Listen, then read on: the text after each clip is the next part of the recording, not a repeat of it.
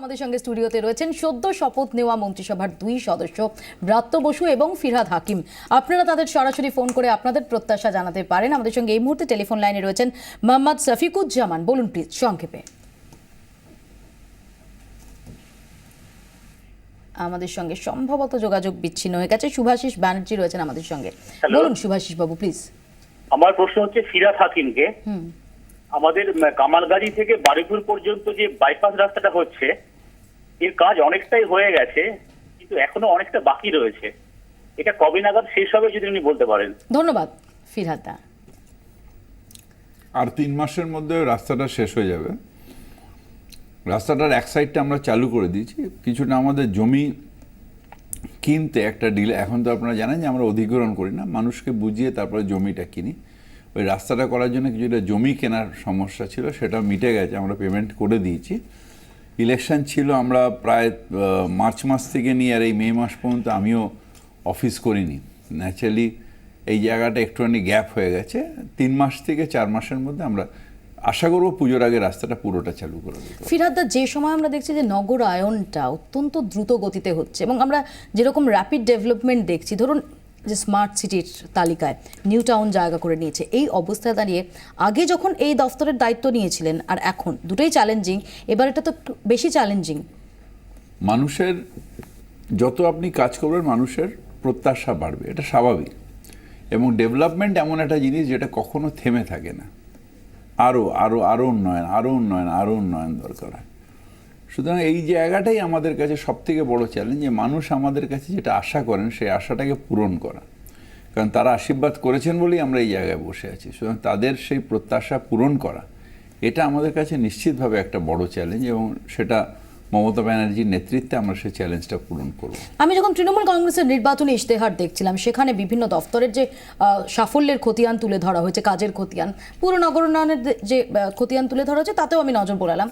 আমার এখানে জিজ্ঞাসা হচ্ছে কোন কাজগুলো মনে হয় যে এই সময়সীমার মধ্যে আপনি করে ওঠেননি, যেটা এই মুহূর্তে আপনার প্রায়োরিটি?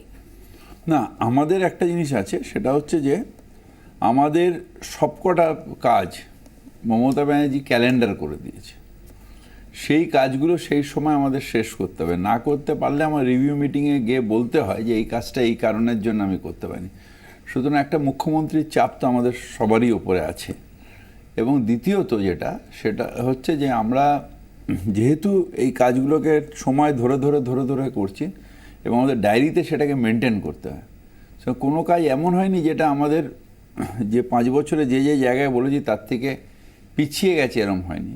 বামফ্রন্ট আমলে 2-1টা কাজ আশু করণীয়। আর কি মনে হয় যে এই মুহূর্তে এই দফতরের দায়িত্বটা আবারও হাতে পাওয়ার পর অনেকগুলো করণীয়, এখন নতুন টাউনশিপ অনেকগুলো করতে হবে।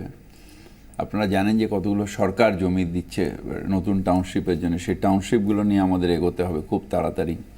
আমাদের আরও বেশি কমিউনিকেশনের জন্য আরও উন্নয়ন করতে। রিসেন্টলি আমরা জুলাই মাসে চন্দননগর থেকে একজন ফোন করেছেন, চন্দননগর ফ্লাইওভার, যেটা চন্দননগরের মেন সমস্যা ওই রেল লাইনটাকে ক্রস করে যাওয়া, সেই ফ্লাইওভারটাকে আমরা স্টার্ট করে দেবো। এখন কন্টিনিউয়াসলি এই প্রসেসগুলো আমাদের চলতে থাকবে। এবং নগরায়ন একটা বড় জিনিস। নগরায়নের মানুষের যারা একটু ওয়েল টু ডু হয়ে যায়, তারা আস্তে আস্তে নগরের দিকেই তারা আসে। এবং একটা সময় আসবে দেখবেন যখন গ্রামের মধ্যেও নগর তৈরি হবে। চাষি রাত্রিবেলা চাষ করে ট্রাক্টর নিয়ে ফিরে এসে ফ্ল্যাটের তলায় ট্রাক্টর প্রায় করে লিফটে করে বাড়িতে গিয়ে থাকবে, তার ছেলেরা ওখানে একটা ভালো স্কুলে পড়বে, ওখানে মল থাকবে, ওখানে থাকবে। এইভাবে নগরায়ন কিন্তু আস্তে আস্তে হবে ছোট টাউনশিপগুলোকে। সেই জন্যই আমরা ডেভেলপ করার কথা বেশি করে ভাবছি। অর্থাৎ পুরো নগর উন্নয়ন মন্ত্রী ফিরহাদ হাকিম, তার বক্তব্যে স্পষ্ট যে বর্তমানে যে কাজের দায়িত্বটা তিনি পেয়েছেন সেটা থেকে কতটা স্বপ্ন তিনি বুনছেন। আমি ব্রাত্যদার কাছে আবারও আসবো। ব্রাত্যদা, যেটা আমি বলছিলাম যে শিক্ষা দফতরের দায়িত্বে আপনি যখন ছিলেন তখন আপনাকে মেধা সম্পদ নিয়ে ডিল করতে হয়েছে। এখানে ওই আইটি ইন্ডাস্ট্রি ভীষণভাবে মেধা সম্পদের সঙ্গে অঙ্গাঙ্গিভাবে জড়িত, তো সেই অভিজ্ঞতাটা কি এখানে কোথাও কাজে লাগবে? হ্যাঁ, নিশ্চয়ই লাগবে। কারণ আমার যেটা আমি যে কোনো সেটা মাননীয় মুখ্যমন্ত্রীর সঙ্গে কথা বলেই আমার মনে হয় যে সেরকম একটা গাইডলাইন আমি ভেবেছি। সে দুটো জিনিস আমাদের করার আছে। 1 নম্বর সেটা হচ্ছে পরিষ্কার কথা। 1 নম্বর হচ্ছে আমার স্টেটের রেভিনিউ বাড়ছে কি না। আমার স্টেটে যদি রেভিনিউ বাড়ে, ওই যেটা ববি বলছিলেন, তাহলে আমার ফ্লাইওভার বাড়বে, তাহলে আমার রাস্তা হবে, তাহলে আমার কালভার্ট হবে, তাহলে আমার আমার আমার আমার বিদ্যুতের উন্নয়ন, অর্থাৎ ইনফ্রাস্ট্রাকচার, পরিকাঠামোগত তার একটা উন্নয়ন হবে।